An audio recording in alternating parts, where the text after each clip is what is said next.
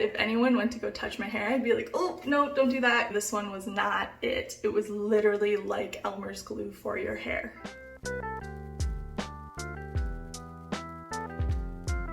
Hello everyone, welcome back to my channel, Moments with Kate. On this channel, I talk about hair care, skincare, and wellness, so if that's your sort of thing, make sure you're subscribed. In today's video, I wanted to talk about hair care, specifically all the bad products that I've come across for curly hair. If you haven't seen it, I actually recorded a video on my hair care and everything I do to keep my curls looking the best they can look. And so if you haven't seen it, I'll link it below for you. But today we're actually going to flip it and we're going to talk about all the bad products that I have unfortunately come across. If you haven't seen it yet, I actually recorded a video on all of my curly hair favorites and then just general best practices to keep my curls looking the best they can. So I will link that down below if you haven't yet seen it. But unfortunately today I'm going to talk about all the curly hair products that I've come across that absolutely sucked for me. So a quick disclaimer, I have to do it. Of course, these products haven't worked for me at all, but if they work for you, that's actually fantastic. I'm not saying these are bad products universally, I'm just saying that they totally did not work for my hair type. And the beautiful thing is there's so many different types of curly hair. So if you see a product that's your favorite in this list, I'm sorry that it didn't work for me, but I'm so happy it works for you. I'm going to start out strong. I'm just going to jump into it and start with the one that I really don't like the most. And this is the Ouidad Frizz Flyaway Fighter. And this one specifically didn't work for me. It was very greasy and very oily. It didn't actually help hydrate the hair. It just sort of slicked it down, which could work really quickly, but throughout the day it was looking a hot mess. And this was actually one of the first brands that I came across for specifically curly hair back in the day.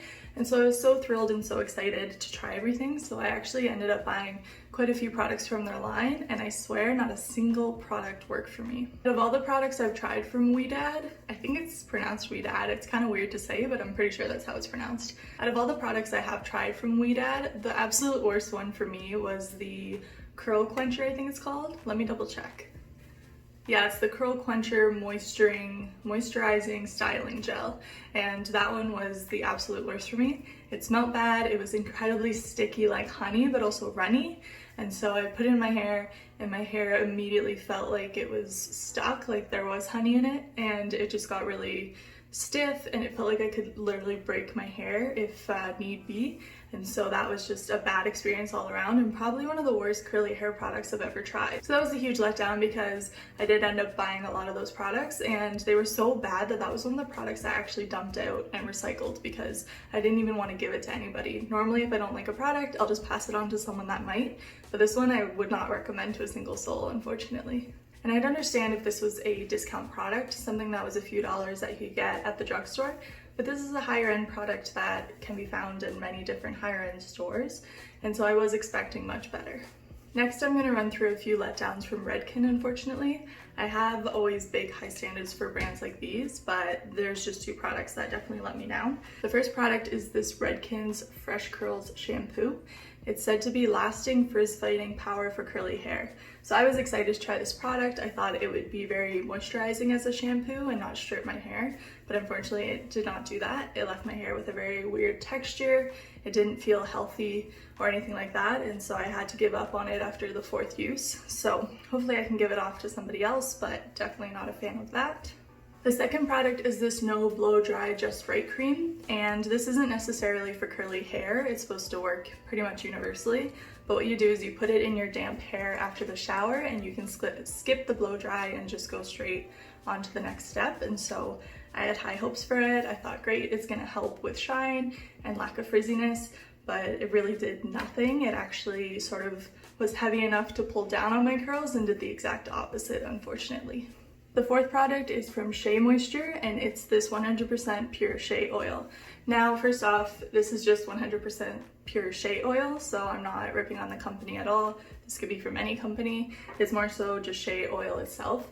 So as I said in the beginning of the video, there's so many types of curly hair, which is awesome. And so shea oil works great on very thick, coarse hair, but unfortunately for me, someone with thin, wavy hair, it didn't work well. For those of you that don't know, shea oil is quite thick, and so putting it in my hair, it was really hard to work with. I tried a little amount, I tried to sort of rub it in throughout, but it was just way too thick. way too heavy, and again, it pulled my hair down instead of really letting it thrive. So if you have thicker, coarser, curly hair, this will probably be a product that will work great for you, but unfortunately, if you have thinner hair, like me, probably not. Next, I have this product from TLW. It's the Texturizing Volumizing Spritz, and I've never heard of this brand other than me just picking this up. I got this at Winners, which is the Canadian version of like a TJ Maxx, and the packaging is kind of weird. It looks like a no-name thing that you would buy in bulk, but it could very well be a well-known brand. And it's strange because it does come with a spray top, but it is separate. So I don't know what the deal is with this thing, but it does have a funny saying on the back, "I'm really busy." Definitely relate to that, but unfortunately it did let me down. I tried it for about a few weeks and it seemed to be going great, so I bought more of this, hence why I have a full bottle, not even used. But it was just way too sticky and way too gunky for my hair. So it did hold my curls really nicely, and I did have very, you know, defined voluminous curls on the days I used it, so I thought great, but my scalp was so built up when I went to go have a shower that it was just not worth it at all. Okay, last but not least, I have a drugstore one. This is the To Be Glam Sculpting Gel. And normally, you know, I like to try a full range of products from high-end all the way down to drugstore. I especially love drugstore ones because chances are they have the same effects as the really high-end ones. So I have found some of my absolute favorites at the drugstore, but unfortunately this one was not it. It was literally like Elmer's glue for your hair. I don't even know if they sell this anymore because I have had this for a while. I used to use it in university and I used to like it because, again, like it would really, you know, put the curls together and really hold them all day. But if anyone went to go touch my hair, I'd be like, oh no, don't do that, because it would literally feel like there was glue in there. So then once I got older, I realized, you know, maybe putting this glue product in my hair every day isn't the best for it. And so I did kick that habit, and now I'm being more conscious of the products I put in my hair. So those are the 6 products I still have that I really don't enjoy, unfortunately. Normally, as I said, I'll give away products I don't like, or I'll empty them out and throw them out if they're actually awful.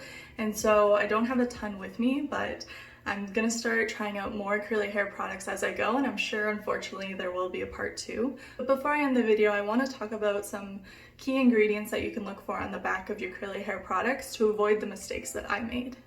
So some things that are really important to avoid when looking at the ingredients list on your hair care products are things like silicones, sulfates, added fragrance. Added fragrance, it's just not necessary. It'll just only sort of give a negative effect to your hair more than anything. Yes, some beauty products don't smell the best, but chances are it's just going to help you in the long run. There's also a lot of hidden bad alcohols within products that are going to strip and dry your hair. There is a long list. I'm not going to read through them all, but a good best bet is to look for any that end in a YL. Chances are that's not best for your hair. Parabens, mineral oils, and artificial pigments. Those are all bad for your hair as well. Mineral oil does sound like it's beneficial for your hair, but it actually isn't, so be careful with that. And then also artificial pigment. If you're putting in a really pretty light blue product to your hair, if it's not helping you at all because of that blue, then it probably shouldn't be in there. And then the last one is formaldehyde. Obviously, that sounds like an obvious one. It's a cancer-causing chemical, and so it is used in a lot of cheaper products to preserve their shelf life, and so you have to really be careful when looking at these products. And that's it, short and sweet. Those are the products that I really didn't like recently. Hopefully they work for you, but again, just be really careful when reading the back of them and make sure that it's actually gonna work for your hair and not do the opposite. I hope you guys enjoyed the video, and I will see you again next week.